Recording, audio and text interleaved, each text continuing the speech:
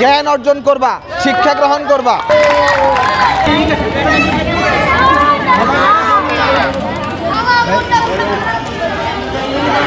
এরা যারা আজকে এখানে এসেছে তারা সুবিধাবঞ্চিত এবং ছিন্নমূল শিশুরা।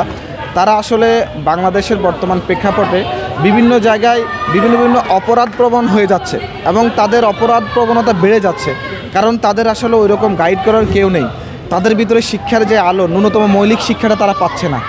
এবং আগামীর বাংলাদেশ সুন্দর এবং সমৃদ্ধ বাংলাদেশ গড়ার লক্ষ্যে কিন্তু এই শিশুরা কিন্তু অনেক সময় অনেকে শিক্ষিত হতে পারে এই শিক্ষার মাধ্যমে, আবার অনেকে শ্রমিকও হতে পারে, আবার অনেকে দেশের যেই কোনো স্বার্থে কিন্তু কাজ করতে পারে।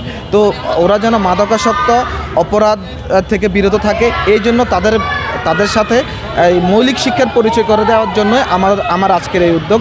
আপনি জানেন আজকে বিএনপির ভারপ্রাপ্ত চেয়ারম্যান জনাব তারেক রহমানের জন্মদিন। এই উপলক্ষে আমরা আজকের এই স্কুলটা আমরা উদ্বোধন করেছি।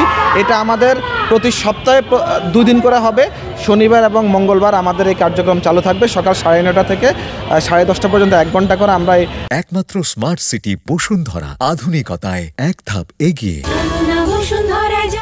পথ শিশুদেরকে শিক্ষা দেব, সেখানে তাদের মৌলিক শিক্ষার ব্যাপারটাতে আমরা খুব বেশি গুরুত্ব দিচ্ছি, যাতে তারা ভবিষ্যতে এই দেশে বোঝা না হয়ে তারা একদম যোগ্য হিসেবে নিজেদেরকে গড়ে তুলতে পারে।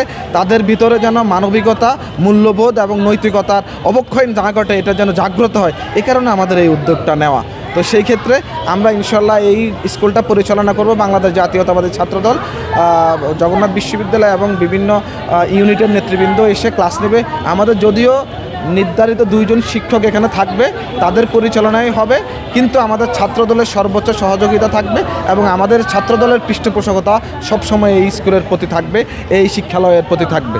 আমরা চাচ্ছি আমাদের যে সামাজিক অবক্ষয় ঘটছে সেখানে এই শিশুরা যেন হাতিয়ার না হয়ে ওঠে। এরা যেন কোনো ধরনের সন্ত্রাসীতে কোনো কার্যক্রমে, কোনো ধরনের অপরাধে জড়িয়ে না পড়ে, তাদের মৌলিক শিক্ষার ব্যবস্থা করাই আমাদের মূল লক্ষ্য। তো সেই ক্ষেত্রে আমরা ইনশাআল্লাহ এটাকে চালু রাখবো।